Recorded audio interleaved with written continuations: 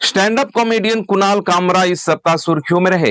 कुणाल कामरा पर खड़ा हुआ विवाद खत्म होने का नाम नहीं ले रहा है। हम होंगे कंगाल, हम होंगे कंगाल, हम होंगे कंगाल एक दिन। हम बात कर रहे हैं stand up comedian Kunal Kamra की, जिनके डिप्टी सीएम शिंदे पर तंज के बाद छिड़ा घमासान थमता नजर नहीं आ रहा है। चलिए सबसे पहले सुनते हैं वो पैरोडी सॉन्ग। थाने की रिक्शा चेहरे पे दाढ़ी, आंखों में चश्मा हाय, एक झलक दिखलाए कभी गुवाहाटी में छुप जाए, मेरी नजर से तुम देखो गद्दार नजर वो आए। 23 मार्च 2025 कुणाल कामरा ने फिल्म दिल तो पागल है की मशहूर धुन पर एक पैरोडी बनाई, जिसमें उन्होंने किसी का नाम तो नहीं लिया, लेकिन समझने वाले समझ गए कि ये गाना महाराष्ट्र के उप मुख्यमंत्री एकनाथ शिंदे पर गाया गया है। 24 मार्च 2025 को शिंदे गुट के शिव सैनिकों ने मुंबई के खार इलाके में हैबिटेट क्लब पर हमला बोल दिया, जहां यह शो फिल्माया गया था। तोड़फोड़ के बाद कुणाल कामरा पर एफआईआर भी दर्ज करवाई गई। 25 मार्च 2025 मुंबई पुलिस ने कामरा को पूछताछ के लिए सम्मन भेजा। जवाब में कामरा ने सोशल मीडिया पर माफी मांगने से इनकार कर दिया। उन्होंने लिखा, मैं माफी नहीं मांगूंगा। मैंने जो कहा वह बिल्कुल वही है जो अजीत पवार ने एकनाथ शिंदे के बारे में कहा था।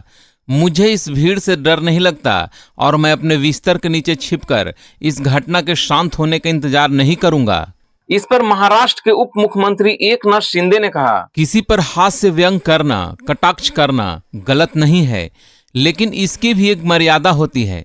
कुणाल कामरा ने जो किया, ऐसा लगता है कि उन्होंने सुपारी लेकर ऐसा किया है। कटाक्ष करते समय एक शिष्टाचार बनाए रखा जाना चाहिए, वरना एक्शन पर रिएक्शन भी होता है। वहीं उद्धव ठाकरे ने कामरा का समर्थन करते हुए अपने बयान में कहा, मुझे नहीं लगता कि कुणाल कामरा ने कुछ गलत कहा है।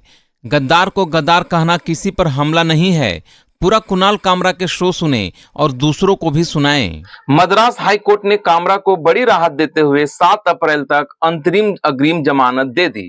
कोर्ट ने माना कि उन्हें धमकियां मिल रही हैं और उनकी अभिव्यक्ति की आजादी पर विचार जरूरी है। इसके बाद भी कुणाल कामरा की मुश्किलें कम नहीं हुई हैं। उनके खिलाफ मुंबई के खार पुलिस स्टेशन में 3 नए एफआईआर दर्ज किए गए हैं। वहीं महाराष्ट्र विधान परिषद में भी कामरा के खिलाफ विशेषाधिकार हनन का नोटिस स्वीकार हो गया है। चलिए आगे बढ़ते हैं। पुलिस ने कुणाल कामरा के शो के दौरान हुई तोड़फोड़ मामले में 12 लोगों को गिरफ्तार किया और कोर्ट में पेश भी किया, जहां कोर्ट ने 15,000 रुपए के निजी मुचलके पर उसी दिन उन्हें जमानत भी दे दी। इस वीडियो से आपको क्या सीख मिली, चलिए हम बताते हैं।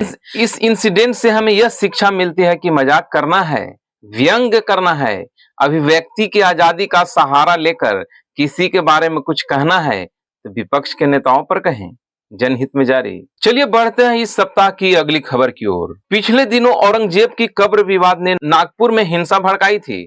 उसकी आग अभी ठंडी भी नहीं हुई थी कि अब राणा सांगा पर विवाद सामने आ गया। क्यों शुरू हुआ राणा सांगा पर विवाद? 21 मार्च 2025 को राज्यसभा में एक चर्चा के दौरान रामजी लाल सुमन ने राणा सांगा पर यह विवादित टिप्पणी की। बाबर को लाया कौन? बाबर को इब्राहिम लोदी को हराने के लिए राणा सांगा लाया था। तो मुसलमान तो बाबर की औलाद है और तुम गद्दार राणा सांगा की औलाद हो। इस बयान ने पूरे देश भर में हलचल मचा दी। विवाद का मुख्य बिंदु यह है कि क्या राणा सांगा ने वास्तव में बाबर को भारत बुलाया था। बाबर की आत्मकथा बाबरनामा में उल्लेख है कि सांगा ने बाबर को इब्राहिम लोदी के खिलाफ गठबंधन का प्रस्ताव भेजा था, लेकिन इतिहासकारों का कहना है कि यह कोई औपचारिक आमंत्रण नहीं था, बल्कि उस समय की रणनीतिक जरूरत थी।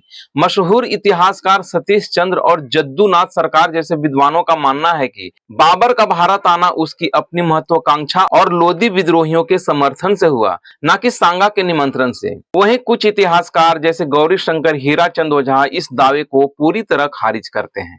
सुमन का दावा और बचाव। सपा सांसद सुमन ने अपने बयान को सही ठहराते हुए कहा कि यह ऐतिहासिक तथ्यों पर आधारित है।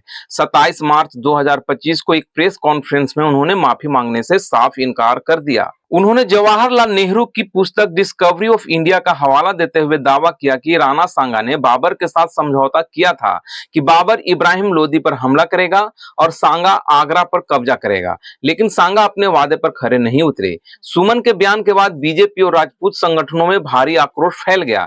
बीजेपी नेता संजू बलियान ने इसे राजपूत और हिंदू समाज का अपमान करार दिया और सुमन से माफी की मांग की। सोशल मीडिया पर यह मुद्दा छाया रहा। जहां कुछ लोग राणा सांगा को वीर नायक बता रहे हैं, वहीं कुछ ने सुमन के दावे का समर्थन करते हुए इतिहास की नई व्याख्या की मांग की। यह विवाद केवल ऐतिहासिक बहस तक सीमित नहीं रहा, बल्कि यह एक सियासी हथियार बन गया है। बीजेपी इसे हिंदू अस्मिता से जोड़कर सपा पर हमला कर रही है, जबकि सपा इसे बीजेपी की सांप्रदायिक राजनीति का जवाब बता रही है। यह मुद्दा राजपूत वोट बैंक को भी प्रभावित कर सकता है, खासकर राजस्थान और उत्तर प्रदेश में, जहां यह समुदाय निर्णायक भूमिका निभाता है। इसके अलावा यह विवाद हिंदू मुसलमान संबंधों और ऐतिहासिक आख्यानों के राजनीतिकरण की बहस को फिर से जिंदा कर रहा है। यह सवाल उठता है कि क्या इतिहास का उपयोग वर्तमान राजनीति को प्रभावित करने के लिए किया जाना चाहिए? आप अपना जवाब जरूर दीजिएगा।